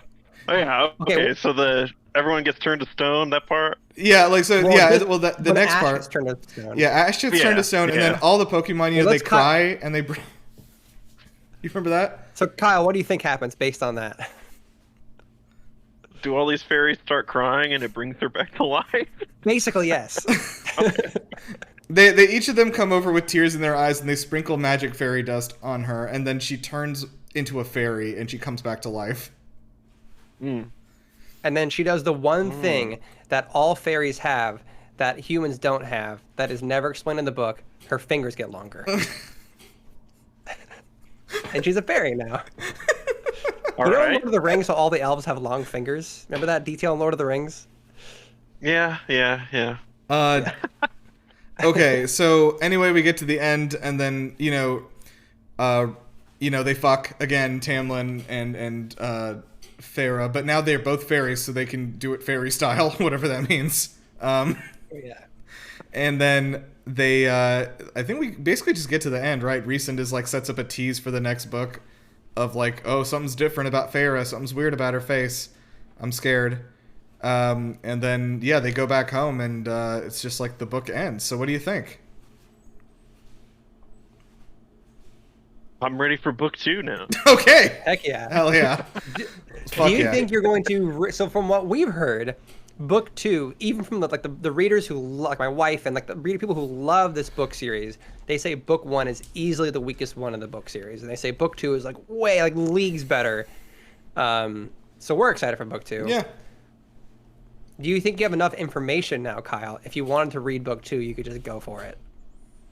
Probably. I don't think anyone that reads this little Spark Notes thing that I just wrote down is going to know what's going on. Well, that's luckily, even funnier now. Now we have another episode where Kyle now explains the events of the books to someone else. we could just keep doing this. We'll just keep go in it, going. yeah. It's a game of This telephone. is not going to go well for whoever I have to explain it to. Yeah, well, let's go ahead and wrap this up. So we are going to be, like I said, going to do a full review of this book as a whole unit in a separate episode after this. with guests Rachel and Alexa and potentially Lindsay. I think I've sort of gotten a soft okay from her on that. But It has to be a late night recording because we have a baby and we have to wait till he's asleep. yeah, we'll figure it out at some point. But yeah, we'll do that. And before that, we're gonna have a Valentine's Day special episode, which we're having planned right now. Will come out on Valentine's Day. So make sure to check that out. We're gonna have some special guests for that too. Yeah. Ooh. So yeah, you're not one of them, Kyle. Sorry. Well, as someone that's terrified of public speaking, I think one of these episodes for like the next couple of months is good enough. Yeah, you're satiated. So right. So Kyle, are you going to go back and listen to the other episodes now, or do you think you have your fill? I won't be offended if you won't. I'm just curious. I will be offended. I will listen to that. Oh, I promise great. I'll listen to that. Okay. Wow. Great. A promise. Okay. Great. Yeah. And that's as good as a guarantee from anyone else. So. Yeah. Oh, we will have you take the Spark Notes quizzes based on what we've explained here and based on our podcast episodes. So, okay. Yeah, believe it or not, there is a Spark that. Notes for this, which has been the only fucking way we've been able to organize our thoughts at all. Is there actually a test for this? I don't know. Can I go test my knowledge? oh, that would be great if we. I would love to do that. I'm checking right now. Summary, full book summary, full analysis, characters. Wow, they have a character page for Isaac. Themes, motif, symbols. Famous quotes explained. Guys, we're missing out on some great stuff for discussion. Okay, anyway. I'm on the character page for Isaac. It's 2 paragraphs, because, like, duh, why is this here? Anyway, yeah, so we've, this is a pretty long episode, so let's round it out. And so thank you guys for listening to the first season. We are so thankful that everyone was, took to the show so well. We are, I think, at like 900 listens as of right now, so we're doing a good job. And make sure to find us on our, so we have a website, acobabpod.com, acobabpod.com. You can find a link to our community Discord there, as well as our... Near your mic's cutting in and out a little bit. Oh, sorry. I'll just lean in. Yeah, you can find a link there to our community Discord. That'll be in the show notes, as well as all the platforms you can listen on. We have Instagram, TikTok, and I'm just using my Blue Sky account for the podcast now, so follow us there. Yeah, and do you guys want to say anything since we're finishing out this season here? No, I'm excited for the episode with the ladies so they can absolutely roast us on the show. Yeah, we can ask them all kinds of burning questions that we have. Yeah, I'm excited to get the added context to some of these questions we have on if we're just entirely off base, kind of get glimpses as to the redemption arc of Reese and see where that goes. Yeah. Very exciting. Yeah. All right, cool beans. Well, yeah. Does anyone have anything else they wanna shout out before we roll out? Keep on boycotting Twitter because I guess an email just leaked where they are barely breaking even. Yes, I saw that. So keep up the good work. That Yes. rules.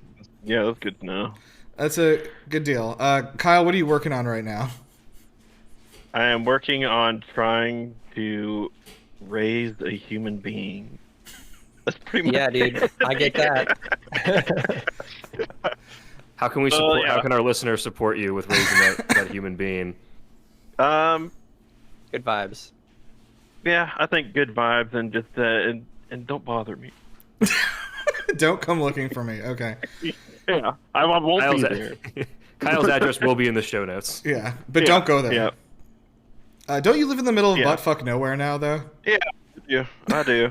It was all part of the plan. Yeah, he lives in like rural Texas, so good luck fucking finding him. Actually. Yeah.